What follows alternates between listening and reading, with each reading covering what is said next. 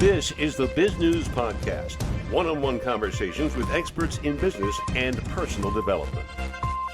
Chris Clearfield is a leadership strategist, author, and a Harvard-trained scientist. He now works with high-performing entrepreneurs to help them scale without becoming the bottleneck in their own business. He joins us for this Biz News Interviews podcast. Over the years, we've interviewed literally hundreds of successful leaders, business, organizations, nonprofits, whatever. But I am constantly surprised if they will actually eventually say this during the conversation, that so many of them feel trapped by their success. You, as a consultant, you have and leadership developer, you've, I'm sure, seen the same thing. Why do you suppose they feel trapped? They're successful. And oh boy, what can they do about it? Boy, I mean, it's a fascinating starting point. Well, I think one thing, it's such a human thing, right? And I think it's such an evolutionary thing. I mean, I think all of us have had the experience of, what I call if only thinking, right? Like, oh, if only I had X, then I would be happy. If only Y weren't happening, then I would feel good about things. And, I think that's rooted in like our survival as humans, right? Like when we were on that savannah, we always were looking for the next thing, right? And all of our ancestors were always looking for that next thing. And so it's such a common thing to be, but I think what our nervous systems know, what our kind of hardwiring knows is that sense of scarcity, right? But really, I mean, for so many of us, we live in a world that is abundant in terms of the resources we have access to. And certainly the successful leaders that, we work with and that we talk with, they really do have abundance, but this thinking stays with us. And so we've got to do some work to kind of break out of it because it's sort of our default wiring. And so how hard is that, have you found, as you advise leaders, to break out of that sense of almost not quite gloom, but certainly frustration? Well, I mean, I'll answer the question, but I'm curious, like, what does it feel like for you? Is it, you're sitting across the microphone here, you're a human. I mean, do you notice times in your life where you've had this if only thinking, and how is that? How have you broken free from that? Well, it's very similar to the woulda, coulda, shoulda people. And I believe I have a foundational membership in that club. So what's an example of a thing that you wish you woulda, shoulda, or coulda done? Probably wish I woulda, coulda, shoulda stayed in television a little bit longer, but I enjoyed newspapering, however. So you kind of followed what you wanted. You followed your path. Yeah. Well, I think that kind of to answer your question, I mean, I think that one of the things that can help us as humans sort of break out of this if only thinking is kind of in line with what you're describing, which is really to pay attention to what gives us energy and what takes away from our energy. And if we pay attention to that, if we can, we're doing something like, oh, this really lights me up, this really gives us energy, then, that's something that we're getting some good cues from our kind of, higher self. We're getting some good cues that like, oh, this is something that I like doing. This is what I want to lean into, because it helps us, right? It makes us like, if we're doing something we're getting good energy from, that's something we're going to do better. And so I think it's kind of breaking out of that straitjacket of should. And whenever I'm coaching a leader, whenever I hear that word should, my question is always, should according to whom? Yeah. That's very good. You've put a lot of your ideas into a couple of books now, co-authored one, and now you've out as the sole author of a brand new book called High Altitude Framework. Would you take a minute or five to tell our viewers and listeners, why do you have that title and how does it reflect the contents of your new book? Yeah, so the title of the new book is called The High Altitude Entrepreneur, and the sort of centerpiece of the book, as you named it, is the High Altitude Framework. Um, and this book came after working with entrepreneurs in many different industries in many different contexts. And the type of entrepreneurs I'm talking about are entrepreneurs that have, sort of I, I know I don't really exactly know how to say this, but they have kind of like real businesses, right? They're sort of doing something in the world. It's not just a service business. They're doing, property management, or they're publishing something. They're a media company, or they're an agency, or they're manufacturing something. Like a lot of my clients they're taking ideas and they're turning them into something that's a physical good or service. And the thing I noticed after working with a lot of these entrepreneurs was sort of where we started, that they started, they had started these businesses, they had grown these businesses, and they were successful in these businesses. And you kind of, if you looked at the bottom line, like, yes, they often wanted more revenue, they often wanted more steadiness, they wanted higher margins. But really, what they found is that even when they hit those revenue or profit milestones that they had sort of held in their head when they started the business, it felt like it wasn't enough. And it felt like they were still working for the business rather than creating a business that served them in their life. And so over time, working with these folks and taking my background in kind of science and complex systems theory and neuroscience and coaching, and sort of putting that together, I created this high altitude framework that really helps these entrepreneurs structure their thinking and get out of this kind of reactive low altitude decision making cycle that many of them find themselves in. Was it hard for a lot of your clients to make that break? Because often people say, if I'm not walking the floor of the store, it's going to go you know where. Yeah, so that's actually part of the beauty of the method. That what the high altitude framework does, one of the things it focuses on is, a lot of times when we look at our businesses, we see something and we're like, oh, there's a problem I need to solve here. And that keeps us in this reactive problem solving loop. And while that seems expedient in the moment, it doesn't actually serve us in the bigger picture. And it doesn't actually serve us in being able to sort of step away and set aside things that we really don't want to be focusing on when we want to be paying attention to our vision, or just disconnecting from the business to be with our families or to go on vacation, or all of these things that are really hard for a lot of entrepreneurs to do. And so this, one of the centerpieces of this framework is this idea that, hey, you don't have a problem to solve here, you have a tension to manage.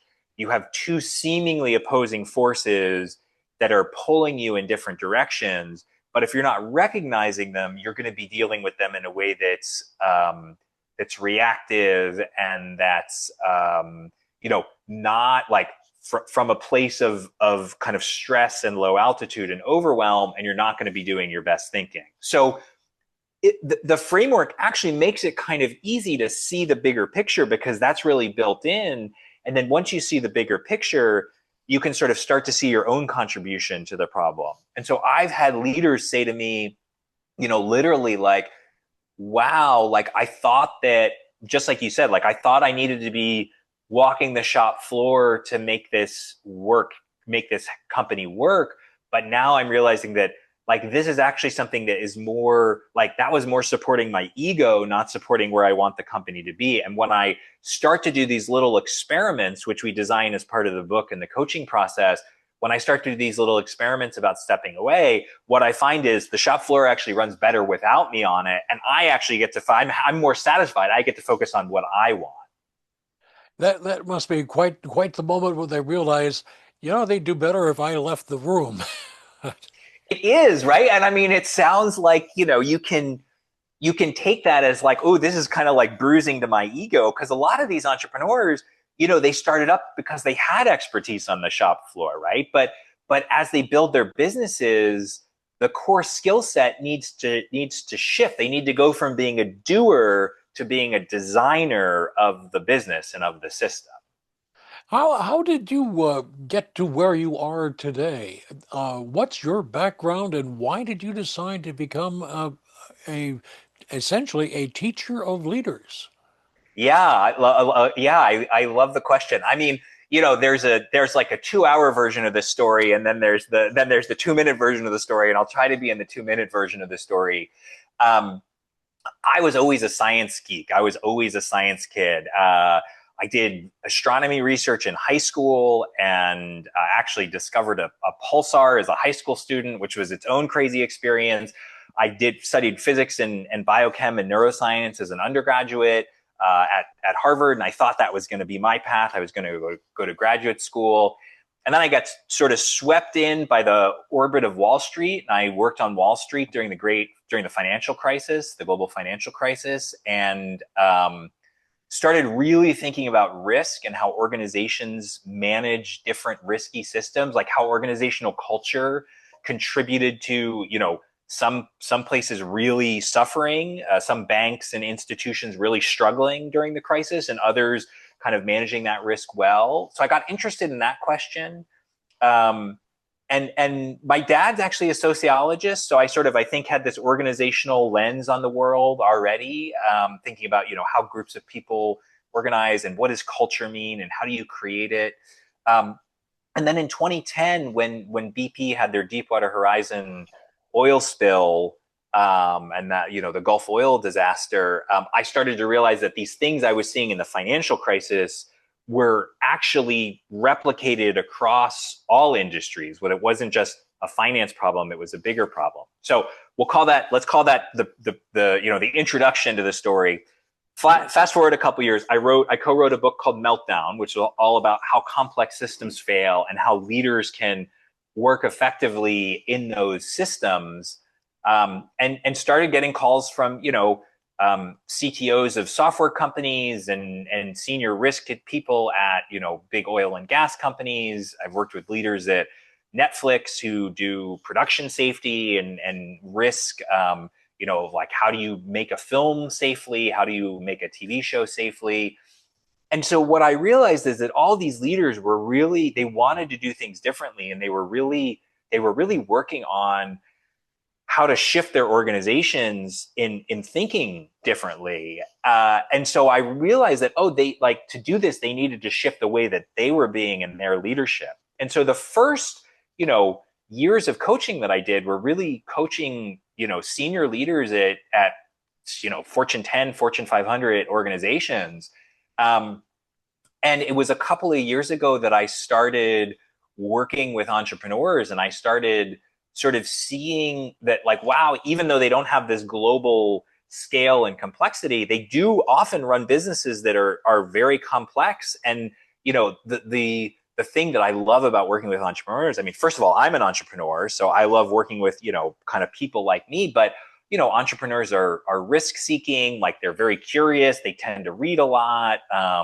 They're willing to try things, right? They're willing to, like, when an entrepreneur finds me and sort of is like, oh, this is for me, they're really willing to start putting this stuff into practice right away. And that's not always the kind of freedom that leaders have in big corporations. Some of them do, but I love working with entrepreneurs because they can see the impact right away of the work, and it also, it's not just about the business for them, right? This is their lives. And when they can run a business that is more humane and connected, more joyful and more effective, like they get so much both financial upside and also lifestyle upside. So that's the short-ish answer to your question.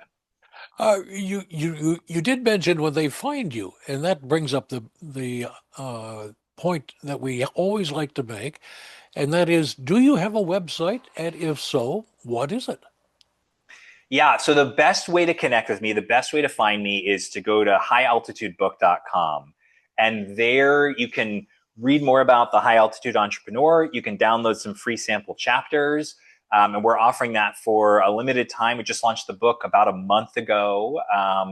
And so, yeah, it's a very, very exciting time. And that is the best way to find me. Go to highaltitudebook.com and download the free sample chapters. As an entrepreneur, see if you see yourself in them. And you'll get a taste for the framework and the direction the book is going to take you.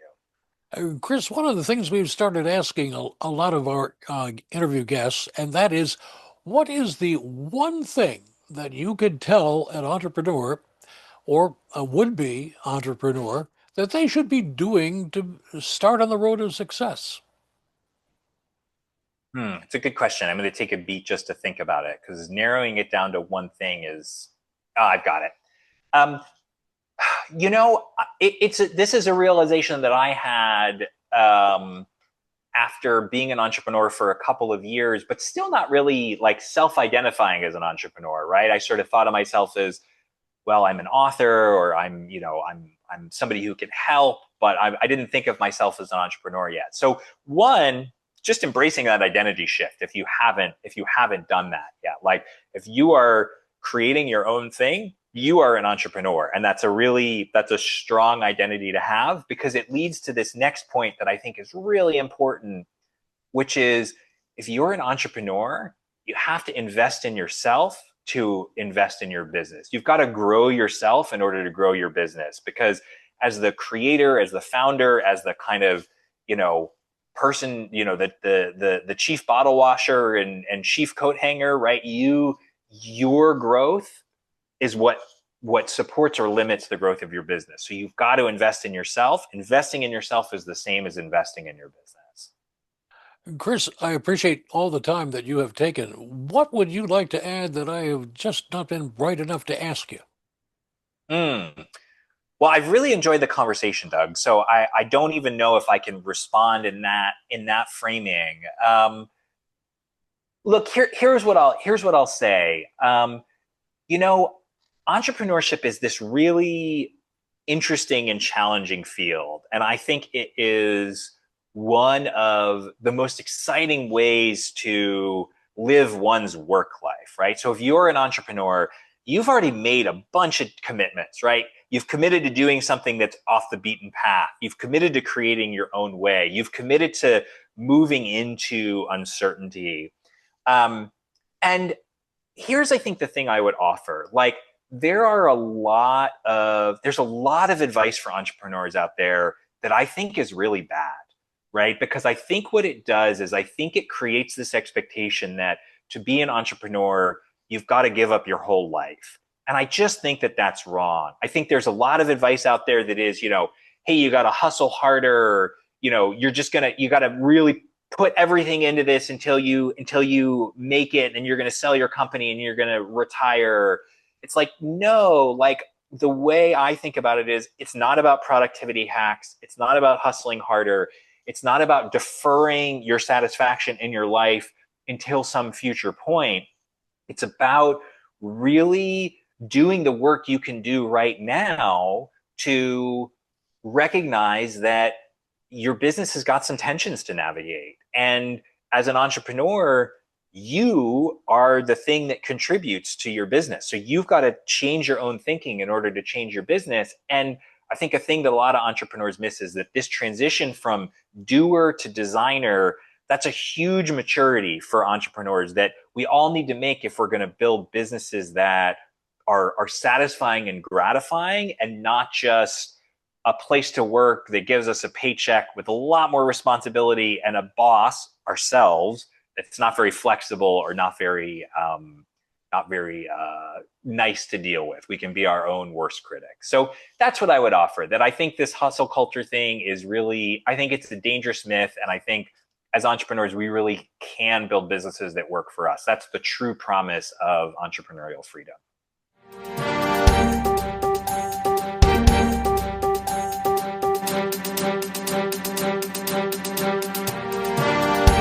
You've been listening to the Biz News Podcast. We welcome your input. Send your email to editor@biznews.com. That's bizgnus.com. Thanks for listening.